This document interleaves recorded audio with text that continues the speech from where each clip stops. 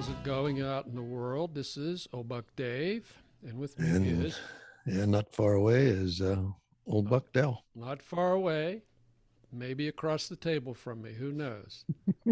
Not sure what coffee shop we're in here today. I found another one this morning on my bike ride, but we'll have to go there sometime. That's a story for another day.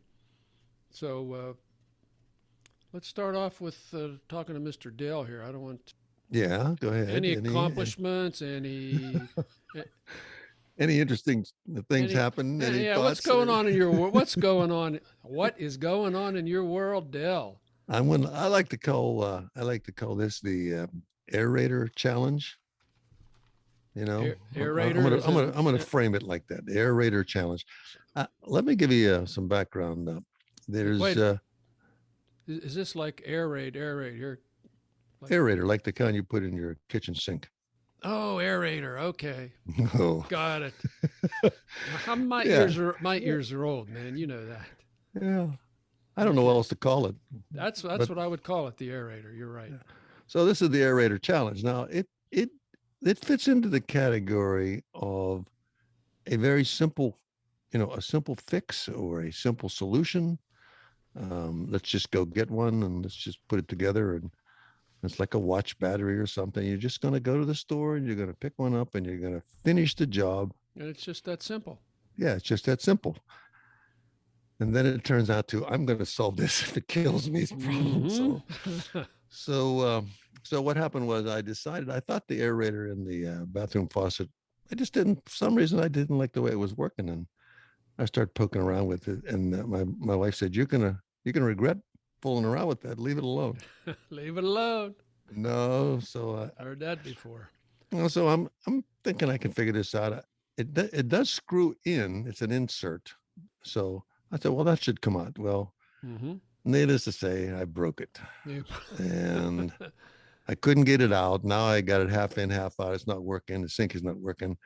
I'm trying to do it upside down and everything else to get this thing out there. And it's just a little plastic thing the size of a penny. Oh That's yeah. about that's the round. It's actually 18.5 millimeters. So I finally have to take the faucet off of the sink, which means the shut-off valves leak, and you're Now you have to have to empty go the. under the. You have Oh to go yeah, under the underneath the sink. Oh sink. yeah, you I got to mean, I, take. I can see people rolling their eyes right now Mm-hmm. underneath the sink. So Don't you I love that? finally get everything disconnected. All the water comes down, and it's a big mess. So I get it. I turn the faucet upside down and get it out, and then I said, "All right, I'll just run down and get an aerator." Little did I know, there's hundreds of varieties of those Of things, course. Why? and these happen to be I say a Home Depot brand. I thought surely they'd have one, but to make this story short, if anybody's ever done this, there's inside, outside, there's this size, there all variety of combinations of things, and they of course don't have them. So now I'm starting to try to Google them, and now I'm trying to measure the opening, and this thing is turning into 2 weeks of playing around and Googling. And Like, so finally I discovered something that I committed myself to after a lot of experimenting and trying to measure in millimeters underneath that sink and all that. So, and then I realized that I can order it. They don't have any in any store. So you have to order it online. I says, this is just like Amazon. you know what? This is making your card trick sound simple. I tell you. that's, Jesus. that's right. People are amazed at the card trick. They'll be amazed I solved this one. But I was really, really challenged by this. I mean, I probably could have just got another faucet for $29 or something, or $30. I am determined now. I Oh am yeah, now you're on a mission I'm now. fixated. You know what I mean? You know Mm-hmm. what Oh, it's like I know. I've been when you there. want to thread the rethread Mm-hmm. the pedals on your bike, and you just want to get this thing right so it fits. So I'm fixated on this thing, and I finally figured out I commit to the 18.5 millimeter. I said, this has got to be it. And this is how it works. And these things come with little keys. It's got a little plastic key that you use to insert it. And if you had that, you could take it out. Oh, okay. Pop it in and out. So I'm about to do it. I said, okay, I'm going to commit to this one for $3.89 now. I've lost a lot of sleep. Okay, so you're in for let me get this straight. You're in for $3.89. Financially, You've probably yeah. been working on this for 7 hours. Long time. Like you said, Losing sleep over this probably thing. you lost sleep. So So sounds so like anybody a buck who project. yeah, anybody who goes through this Oh, jeez. can relate to this. So I finally commit to it, and then you have to sort of open another sort of an email account to. I said, oh, not another password, not another account for one item. Oh, yeah. So finally, I got a friend to order it for me because he had an account with Home Depot, and they said be here 3 days. And then we got a note and said it'll be here 5 days after that. So it took I'd say about 6 days, not counting the weekends or something. But so finally, I get it. Well, wait a minute. Let me understand this now. For 6 days, you've had to drink unaerated water. Unaerated water, and the water was splashing all over the floor, and the wife was giving me the evil eye, and oh man, and I'm just hating this thing. I said, I'm going to fix it. I'm going to fix it. So finally it comes, and it is, like I said, it's about as round as a penny, and probably, I'd say to get a picture of it, it's as round as a penny with about eight of them stacked up. Hold it up so everybody can see it. Yeah, okay, there you go. Everybody see it. There we go. Yeah. That's what it looks like. Yeah, folks. I can open my fingers for you to see it, but they can't see that. All right, so it comes. I stick it in, and I know I boogered up the threads. I said, this is probably going to be another problem. I'm going to put this in no matter what if I have to jam it in. And it goes in. The threads take off. It goes in easy as pie. I run it down tight. It's working like a champ. And I have this kind of empty feeling. I mean, I accomplished it, but I think, what an effort. What is wrong with me that I would put that kind of effort into getting an aerator for a bathroom? I know. I'll tell you what's wrong with you. You're a guy. You're a guy. There's got to be people out there that go through this when they want to fix something or get something. You just think, well, it should be simple. Let me just go. I'll just get down and get one. And it's not there, and they can't get it. But then my last comment was, I'm thinking that the size of this Home Depot system and the stuff they sell, and the fact that I have to go online to get things they don't even have in stock, they're almost like Amazon. I mean, I probably could have got it through Amazon because they'll sell you anything on anything. I think they even had a listing. But I wanted to get it to that store because you could always return it there. So anyhow, I solved the problem, but it is a passion. It's one of them things where you become obsessed with.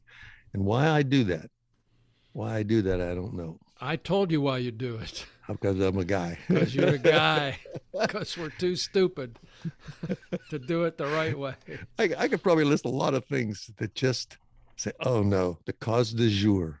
You just think all those guys out there just bobbing their heads up and down. Yeah. The cause du jour. I'm gonna buy this automobile if it kills me. Yeah, and all the vixens are saying, "You got that right, Dave."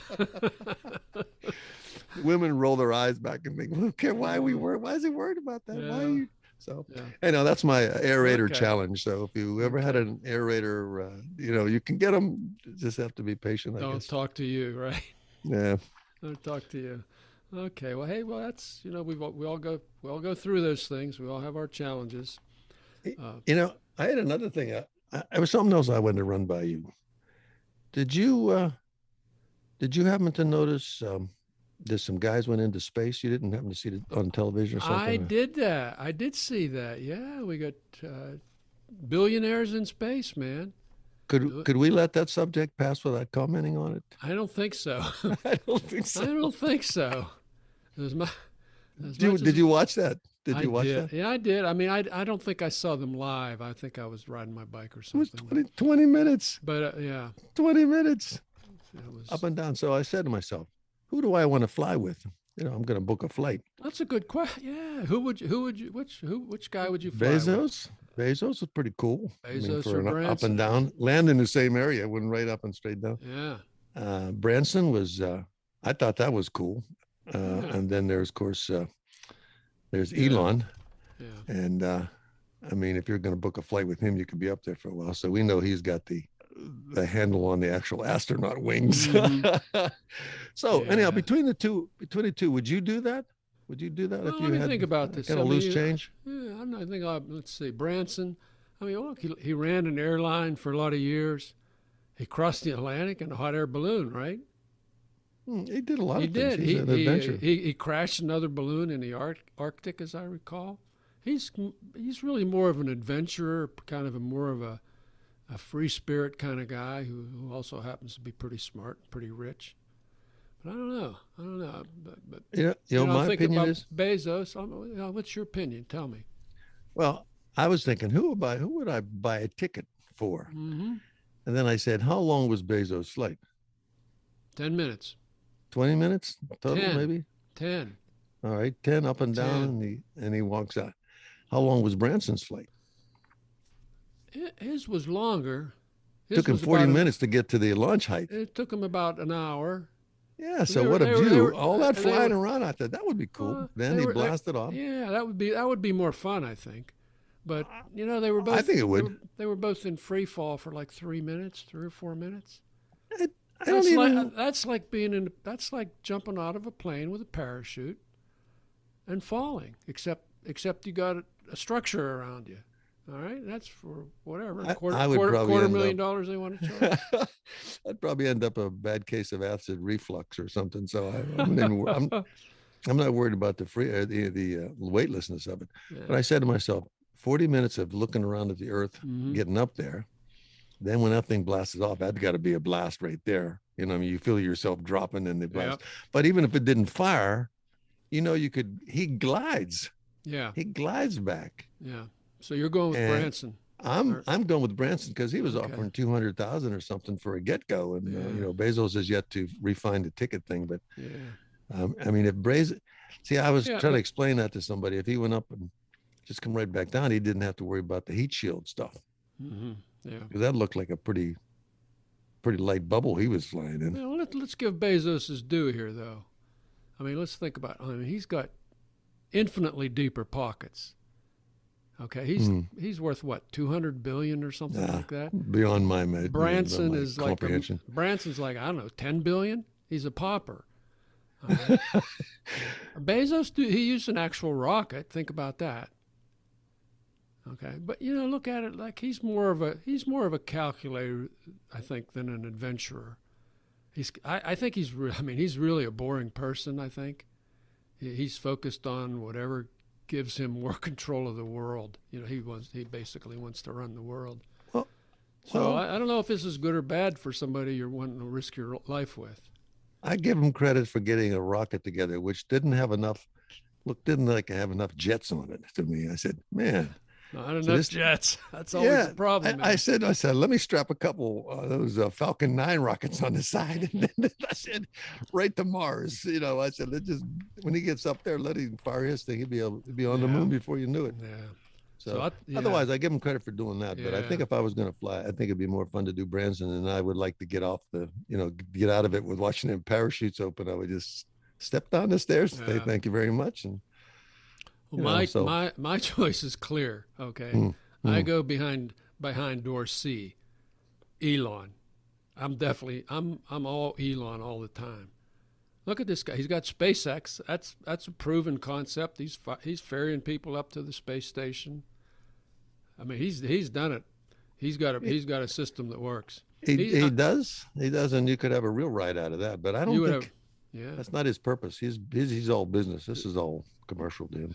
Elon's a dreamer, man. I think he's the big dreamer. Talk about big ideas. Now, he's got big ideas. He's always thinking a couple generations ahead of us, I think. He's a bright guy.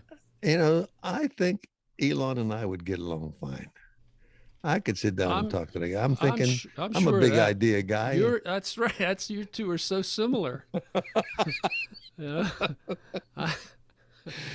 Yeah, but, I'm a big idea guy. Yeah. So, but the overwhelming reason to go with Elon, and we talked about this last week. You can't remember last week. He's an alien. Okay, he's an alien. He's already been there. I was going to say, so he knows all about. He knows all about it. Planet to planet space flight. He's just biding his time till the mothership's ready. So, well, if anybody wants to do it, everybody maybe nobody would.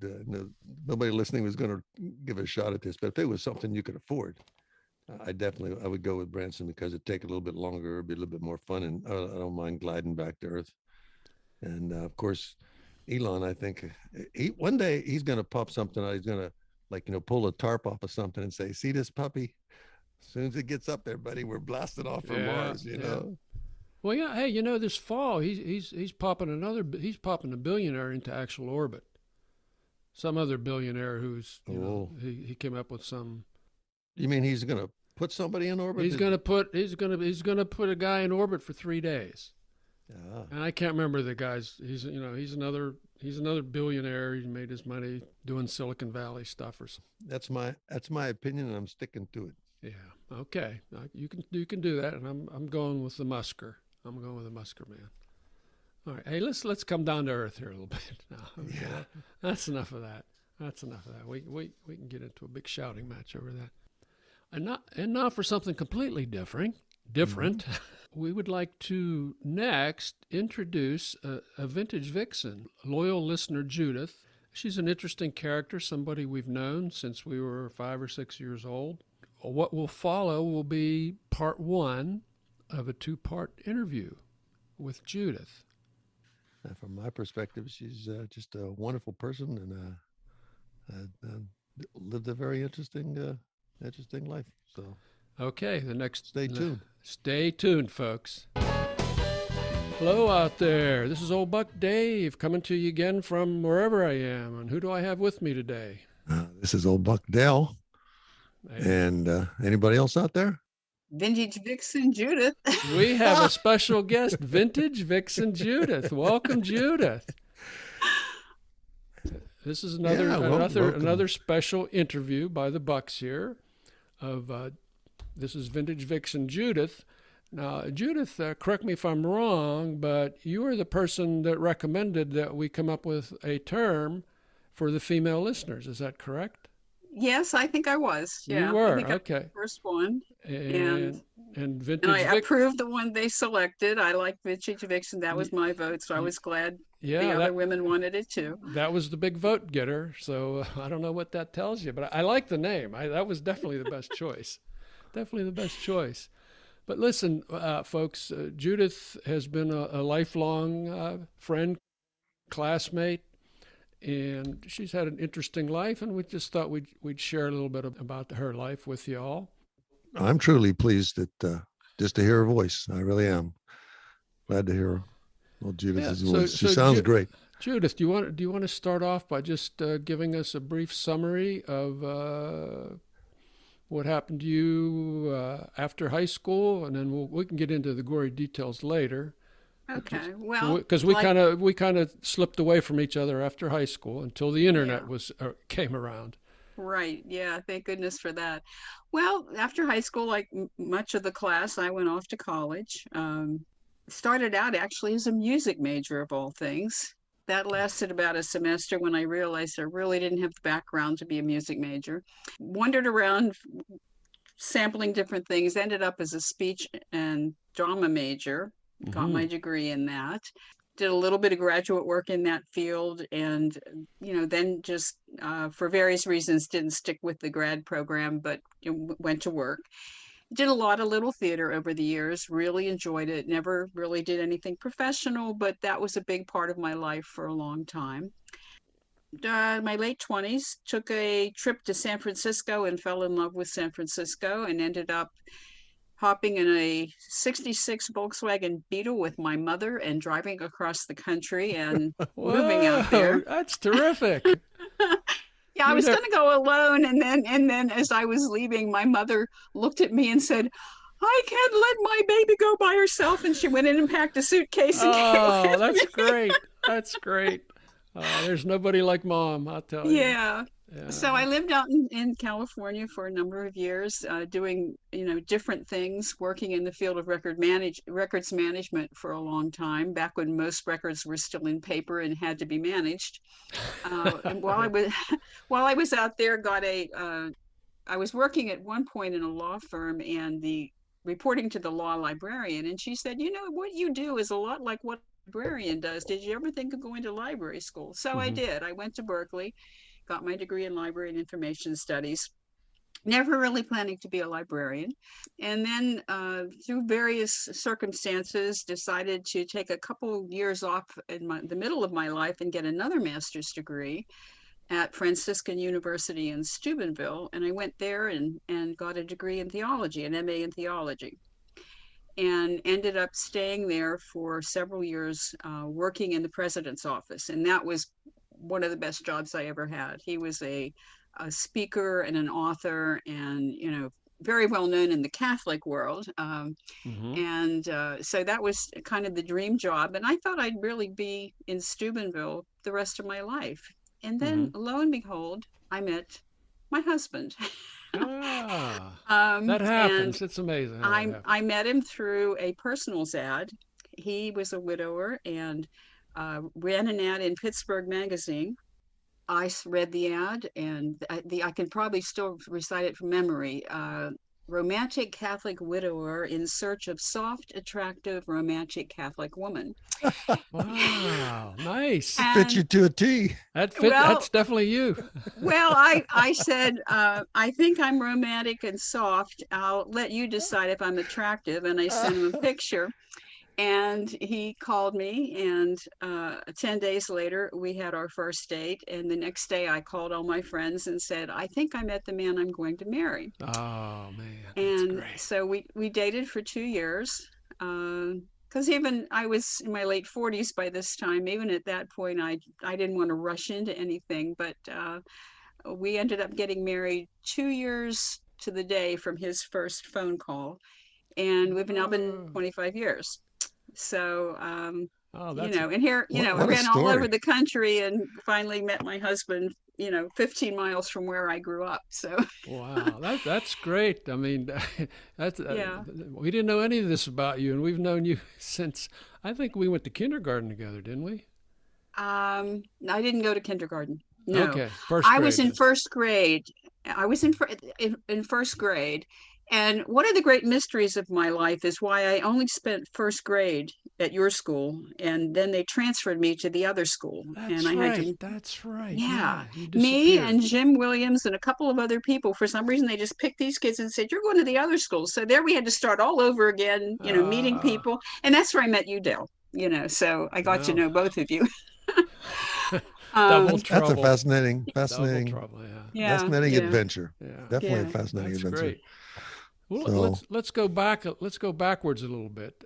Okay. Tell me a little bit about your family. How they got to this country when they came. What happened? What happened before Judith?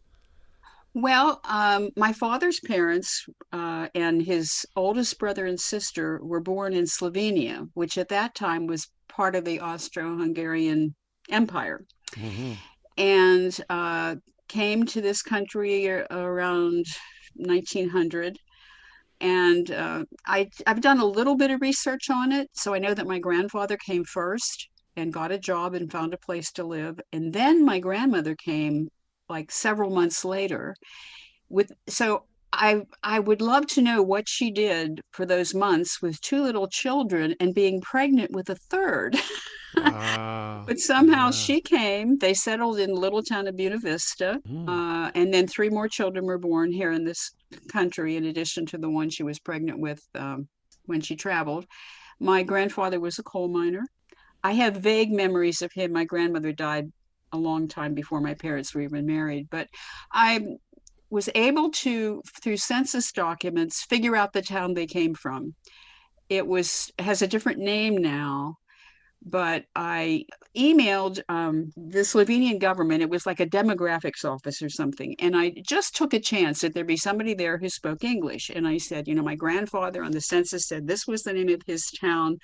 But I've got the Slovenian translation for that. I don't find anything by that name. It was called St. Paul, after the church that's there. Okay. And I knew that when the communists took over the country, they wiped out a lot of those sacred names. And I thought, it's probably called something else right now.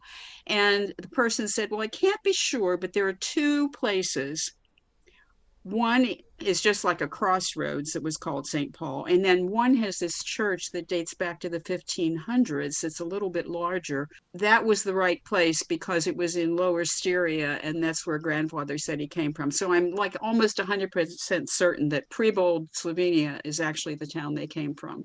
So I've always been very proud of my Slovenian heritage, and would love to, know more about it and visit there someday. My mother's family has been here longer. I'm English, Irish, German, and Italian on that side, so they've been in the country a little bit longer. But an interesting mixture, I guess you would say. Yeah. As you grew up, what are any particular memories or reflections that you have on our little town? Well, I think the thing that I think about most these days is the freedom we had. That Oh, you yeah. get up in the morning and you'd say, Mom, I'm going up in the woods, pack me a lunch. And we'd go up in the woods, sometimes alone, sometimes with just another child, and be gone until the mid-afternoon. And they never worried where we were or how we were. Take off on your bike and go down to the swimming pool, and you didn't have mom with you all the time. And I just feel so sorry for kids today who don't have that freedom that we had. And it, that it was so carefree. And just the sense of community that was there. I don't think I appreciated it enough when I lived there, but I certainly appreciate it now. I totally agree with you on the freedom thing. I cherish that. It was the same thing. Mom, I'm going out. Okay. She said, be home by supper time. Yeah. Yeah. Hey, Yeah. Judith, Yeah. you know, we had a bridge, we had a river, and we had a railroad tracks. All of them could have caused us uh, some form of damage or death. So, I mean, what a great place. I mean, Yeah. Yeah. so just, I mean, everything. But I we all think about how survived. close I've been to Yeah. railroad tracks when the trains Yeah. go by. I'm thinking I'm going to get killed down here someday. So that was it. The railroad tracks, Yeah. a bridge, railroad tracks, and a river, all of which River. could have killed us, and we lived through it. Yeah. Well, Yeah. we were taught to be careful too. Hmm. A lot of kids today are so shepherded, they don't know how to maneuver Mm. without that. So Of course, there was that time I went through the ice on the yacht. did you really? I did. But fortunately, I was close to shore, and other kids were able to put a stick out there and pull me in. Wow. That was one of the dumber things I did. But Yeah. I don't know if I ever told my mom or not. I don't think I ever did. I just stayed home till I dried out. Stayed away till I dried out. Anyway, Yeah. hey, so listen, who are some of the people that you remember from the way back when? Either grade school, high school, or beyond. People that kind of left a mark on your life. Well, some of the ones that have been mentioned in earlier podcasts, certainly Miss Neff, Mr. Stregic, Mrs. Evans in a way, because she and my mother were actually good friends when they were young girls. And we sometimes visited her home before I ever had her as a teacher. And she was really a very fun loving person, more so than you would have guessed from the way she was in class. And had a silly side to her that I always enjoyed. I guess we had her for French. civic. You had her for French, right? She was Yeah. primarily a French teacher, but I think she got stuck teaching civics and Pennsylvania Yeah. history and some of that stuff as well. You recall Mr. Fleming, the music teacher. He was there Oh, for a while. I didn't think he was the most interesting teacher on the planet. All right, to be honest well, with you. if you spent more time with him, you might have had a different opinion Oh, because I, That's where I was I going. did a lot with music. I mean, I was in the chorus. I had solos at the Hmm. Christmas and spring concerts. I went to county chorus every year, and then once I even got to go to district chorus, which was a Hmm. really big deal because you got to stay overnight for a couple of nights. And Ah. so I spent a lot of time with him preparing for that. And I remember his goal was to get people to see a world beyond West Newton, I think, Hmm. that he felt music opened people up to another side of themselves. And that was his aim, Yeah. that even people who weren't, going to make music a career or something would find a Hmm. place for music in their lives. And that's certainly been a big part of my life. I mean, I Yeah. play the piano a little and still sing somewhat. Even at this advanced age, my voice isn't too bad. But yeah, I don't want to leave Mr. Fleming with a bad note here. I was, he was one of the teachers who painted the school in the summer oh my goodness, as a job to supplement his income. Oh yeah, teachers were so poorly paid back then. Yeah, he and I was Mr. Stredgick, Mr. Harris, and I used to go over and just hang out with those guys. And he was Mr. Fleming was a hoot. He was such a different guy, and I he was funny and he was clever. And I didn't realize that there was at least one student, and it might have been Judith, that gave Mr. Fleming hope. because the rest of us sure didn't. No, because the crowd that I was running with, the drummer used to in the band used to always play his own drum beat. He would, we had some real characters that he had to deal with. I always felt so bad for him because he was a serious musician, and we were pretty much just a little bit above idiots. So, we were just all such. So it's good to know that he found one person that actually went on to do great things. So he was a good guy. My one regret is that I didn't join the band, that when they came around in grade school and we could start learning instruments, that I didn't take up that opportunity. And part of it was because of my mother. She didn't think it was ladylike for a girl to be in the band. Wow. And turning back that clock. Yeah. So, I waited to a couple more years till they could afford to buy me a piano, because that was ladylike. And then I took piano lessons. Okay. Okay. That was part 1 of the Vintage Vixen Judith interview. Come back next time for the second half of Judith's interview, where she finds herself in jeopardy, or is that on jeopardy? In any case, you don't want to miss it, folks. Take care. Bye.